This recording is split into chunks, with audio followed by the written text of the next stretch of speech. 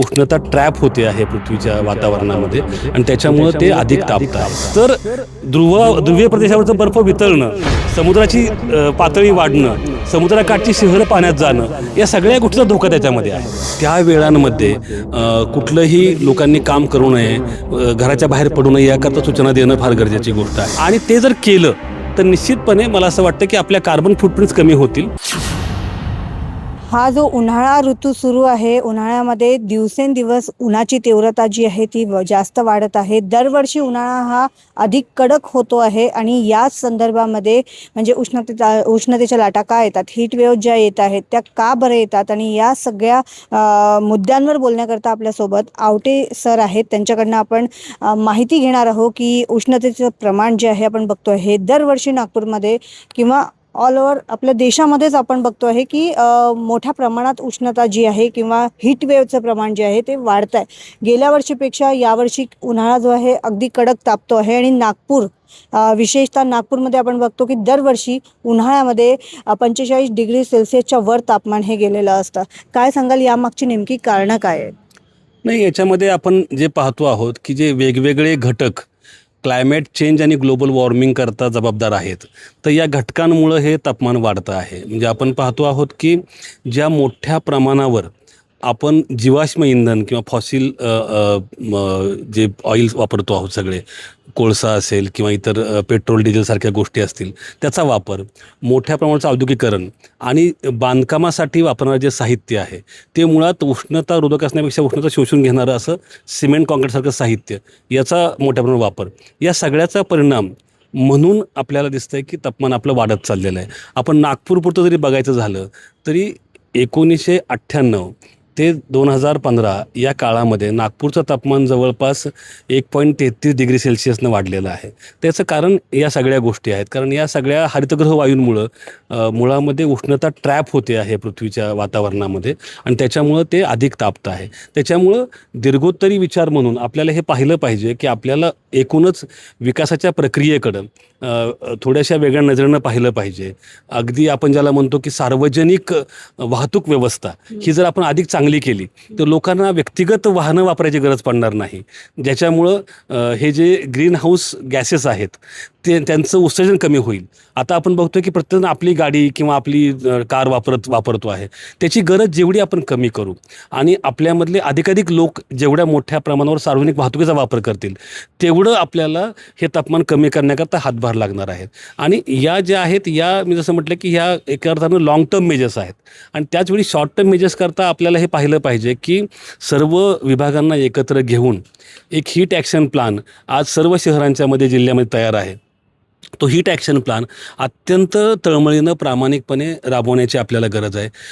याच्यामध्ये महत्त्वाची गोष्ट जी आहे की आपण पाहतो आहोत की जो हवामान खात्याकडनं अलर्ट येतो तो लोकांना वेळोवेळी त्यांच्या समजेलाच्या भाषेत त्यांना पोहोचवणं हा एक भाग.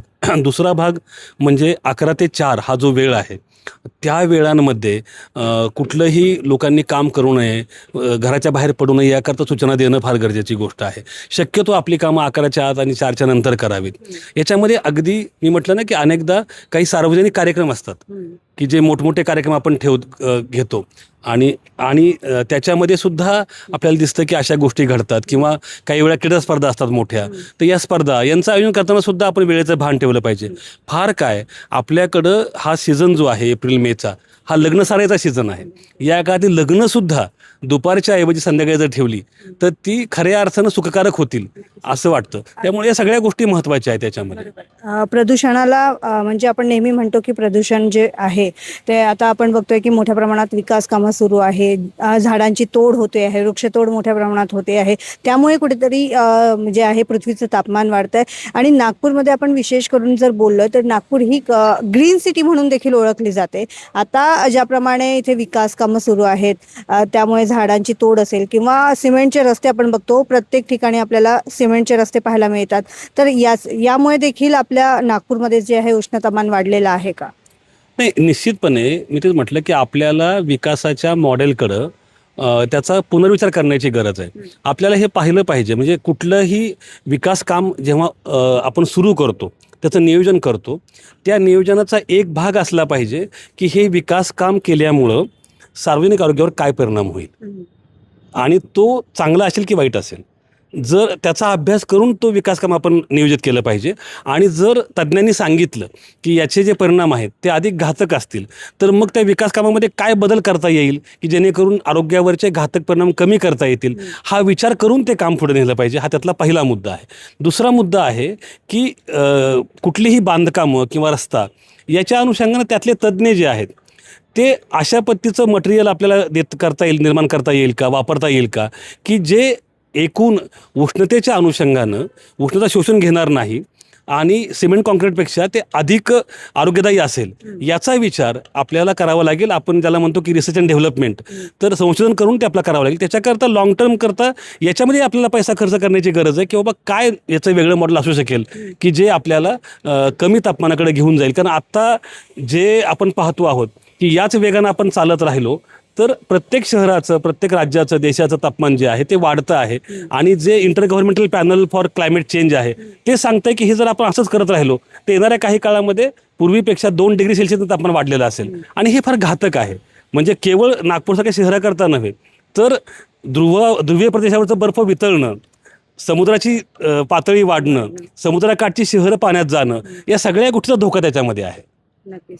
आणि यावर नेमक्या उपाययोजना ज्या आहेत त्या कशा प्रकारे करता येतील, सरकार म्हणजे शासनाने देखील आणि सामान्य नागरिकांनी देखील कुठल्या गोष्टी पाळाव्यात जेणेकरून प्रदूषण जे आहे ते वाढणार नाही आणि आरोग्यावर ज्या आता परिणाम होत आहे, तुम्ही स्वास्थ्य अधिकारी म्हणून देखील काम केलेलं आहे, आरोग्यावर जे परिणाम होत आहेत ते कुठल्या प्रकारचे परिणाम जे आहेत ते मुख्यत्वे पाहायला मिळते?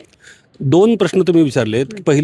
पहिला जो मुद्दा आहे की शासन आणि व्यक्तींनी कसं वागलं पाहिजे. मला असं वाटतं की आपण शासनाबद्दल तर बोललोच की आपण विकासाच्या कामाचं नियोजनाच्या अनुषंगानं ते पर्यावरणपूरक कसं होईल याचा विचार केला पाहिजे, हा मुद्दा आहे. मला असं वाटतं की व्यक्तिगत आपण सुद्धा हा विचार केला पाहिजे की माझं रोजचं जगणं जे आहे, जो दिनक्रम आहे त्याच्यामध्ये माझ्या कार्बन फुटप्रिंट्स कशा कमी होतील. म्हणजे मी एकट्याकरता माझी कार बाहेर काढून कुठंतरी जाण्यापेक्षा मी सार्वजनिक वाहतुकीचा वापर करेन का, मी माझी ऊर्जेची बचत करेन का, अनावश्यक विद्युत ऊर्जा मी वापरणार नाही, या पद्धतीनं मला काही गोष्टी करता येतील का, मी माझ्या घराकरता किंवा माझ्या छोट्याशा व्यवसायाकरता सौर ऊर्जेचा वापर करेन का. बरोबर, या सगळ्या गोष्टी म्हणजे अगदी लोक आता एवढा विचार करत आहेत की जसं आपण म्हणतो ना की ती जाहिरात आहे की दाग अच्छे है, तसं आता लोक असं म्हणतायत की रिंकल्स आर गुड. म्हणजे तुम्ही तुमचे कपडे सुद्धा रोज इस्त्री करायची गरज आहे का. समजा तुम्ही केवळ धुवून ते घातले तर बिघडणार आहे का. त्याच्यामुळे तुम्ही इलेक्ट्रिसिटी बचत करता. त्यामुळे अशा लहानसहान गोष्टीमध्ये तुम्हाला हे करावं लागेल आणि ते जर केलं तर निश्चितपणे मला असं वाटतं की आपल्या कार्बन फुटप्रिंट्स कमी होतील आणि त्यातून निश्चितपणे फायदा होतो. अनेकदा आपल्याला असं वाटतं की मी एकट्यानं करून काय होणार आहे. या राज्यामध्ये 14 कोटी लोक आहेत, या देशामध्ये 140 कोटी लोक आहेत. एकानं केलं आणि ते जर सगळ्यांनी केलं तर तुम्ही कल्पना करू शकता की त्याचा किती मोठा परिणाम होऊ शकतो ते. त्याच्यामुळं सुरुवात नेहमी ज्याला म्हणतो ना आपण चॅरिटी बिगिन्स ॲट होम, आपण सुरुवात आपल्यापासून करण्याची गरज आहे. नक्कीच. तर आपण बघतोय ज्याप्रमाणे मोठ्या प्रमाणावर उष्णता जी आहे ती वाढते आहे, हीटवेव्हचं प्रमाण आत्ता आपण बघतो आहे की इतकं वाढलेलं आहे. 18 तारखेला जे आहे नागपूरमध्ये शाळांना देखील सुट्टी देण्यात आली होती कारण हीटवेव्ह होती आणि त्यामुळेच आपण बघतोय की नागपूर असेल किंवा देशभरात जे उष्णता वाढते आहे, तापमान जे वाढत आहे त्याकरता अनेक उपाय जे आहेत आवटे सर यांनी सांगितलेले आहेत आणि फक्त सरकारने उपाययोजना करून होणार नाही तर व्यक्तिगत काही उपाययोजना ज्या आहेत त्या प्रत्येक व्यक्तीने करणे गरजेचे आहे जेणेकरून जे वाढलेलं तापमान आहे ते कुठेतरी आणखीन वाढणार नाही. याकरता अनेक उपाययोजना ज्या आहेत व्यक्तिगत ज्या आहेत त्या कराव्या अशी देखील त्यांनी माहिती दिलेली आहे. क्षितिजा देशमुख, लोकमत.com, नागपूर.